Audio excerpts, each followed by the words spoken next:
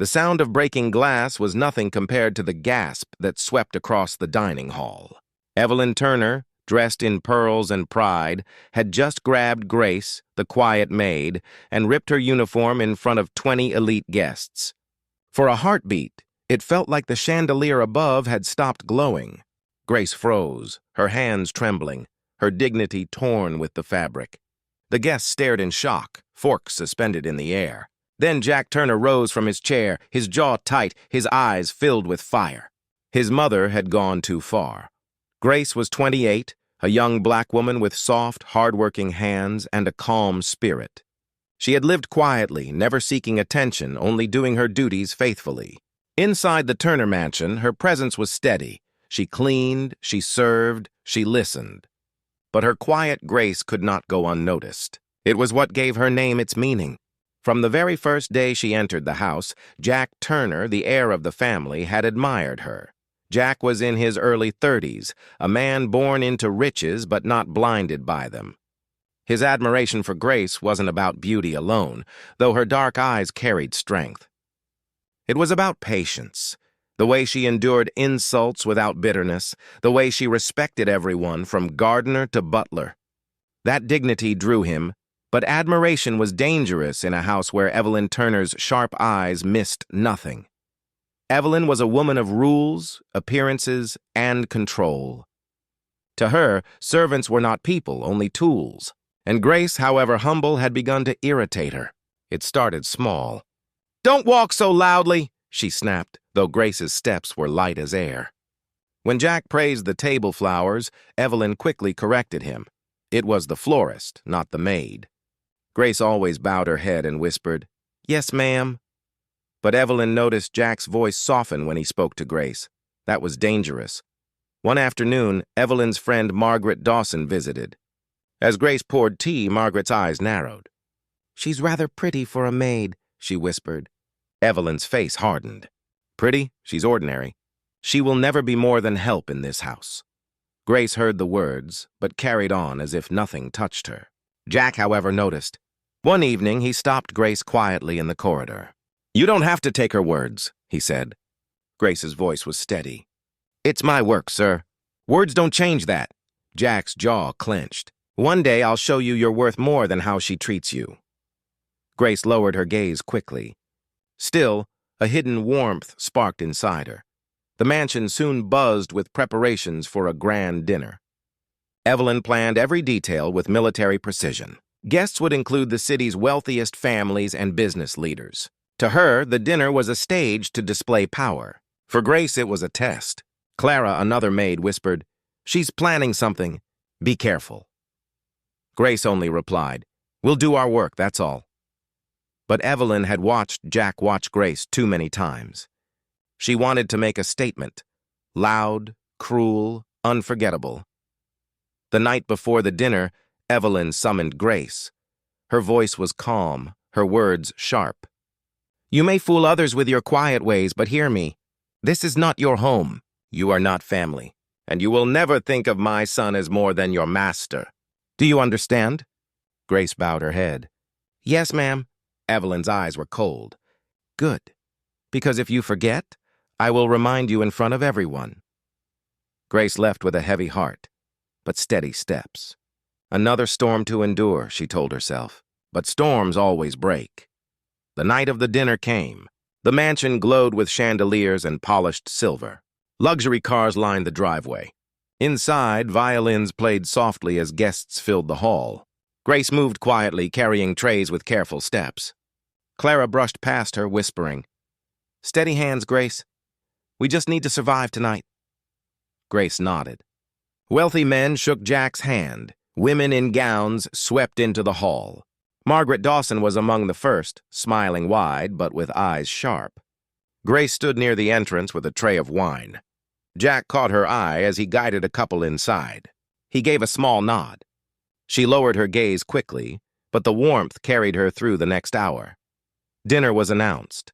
The long table sparkled under the chandelier, white lilies in tall vases. Grace served wine near Margaret and her companions.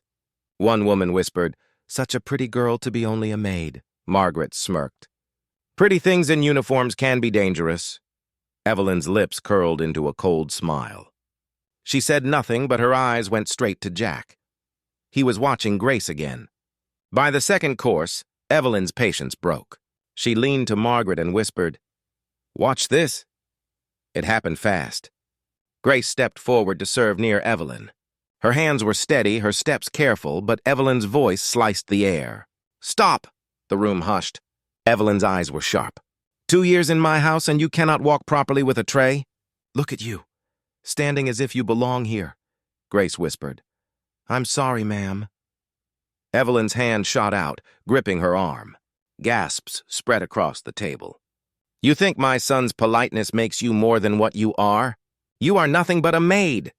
And with a sudden motion, Evelyn ripped Grace's uniform. The sound cracked the air like thunder. Grace staggered back, clutching herself. The room froze, forks suspended, mouths open.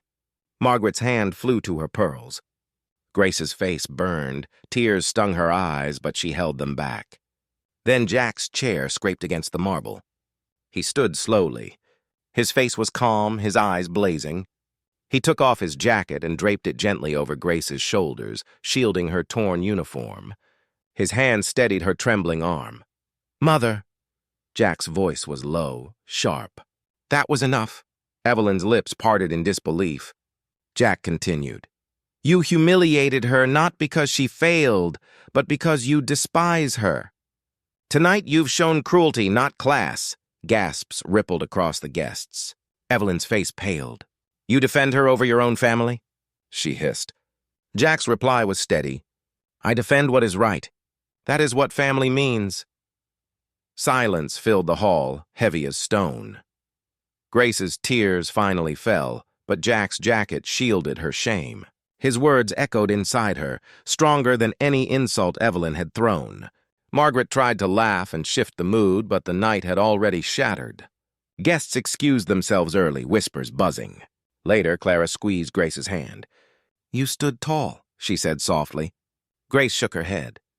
"I only stood because he did." Still, something had changed forever. Jack had chosen her side. Evelyn, alone in the empty hall, sat with her pearls shining and her pride cracked. The next morning, silence hung heavy in the mansion. Staff spoke in whispers. Everyone had seen what happened. Grace sat in the small staff room, Jack's jacket still around her shoulders. She traced the fabric, remembering the way he had stood for her. Clara entered quietly. "You showed strength last night." Grace shook her head. "I almost broke." Clara smiled gently. "But you didn't." Jack found Grace later in the kitchen. "I'm sorry," he said softly. She lowered her gaze. "It wasn't you, sir." He set aside her tray. "It was my house. It should have been safe for you here. I won't let her treat you like that again." Grace's heart raced. "Please, sir. If you continue, she'll only get angrier." Jack met her eyes. "She already thinks I care for you." "She's right." Grace froze. Jack's voice softened. "I admire you, Grace. Not just for beauty, but for your dignity, your patience. That's rare." Before Grace could answer, Evelyn's voice cut through the air. "Jack." She stood in the doorway, pale but furious. She ordered him into the sitting room. "Have you lost your mind? You embarrassed this family. You defended a servant over your own mother." Jack's reply was firm. "I defended a woman who was wronged." Evelyn's hands shook. "She is nothing but a maid." Jack's eyes hardened. "She is not nothing. She has more dignity and silence than many at our table." Evelyn gasped. Her son had never defied her like this before. Word of the dinner spread quickly through the city. Some told it with shock, others with admiration. Inside the mansion, staff looked at Grace differently. Even Mr. Harris, the butler, gave her a respectful nod.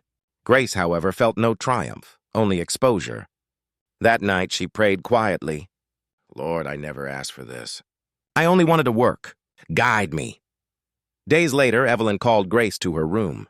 For the first time, her voice held no sharpness. "Sit," she said, though Grace chose to stand. Evelyn studied her. "You think I hate you? Perhaps I do. Not for who you are, but for what you remind me of. I built this life on control. You shook it without trying.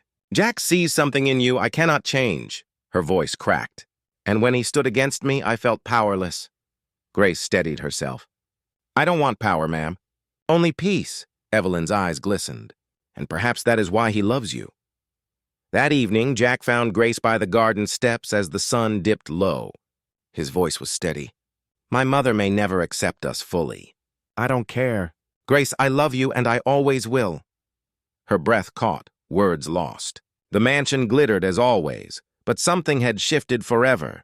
Evelyn's attempt to tear Grace down had revealed the true measure of wealth. Not pearls, not power, but courage and love.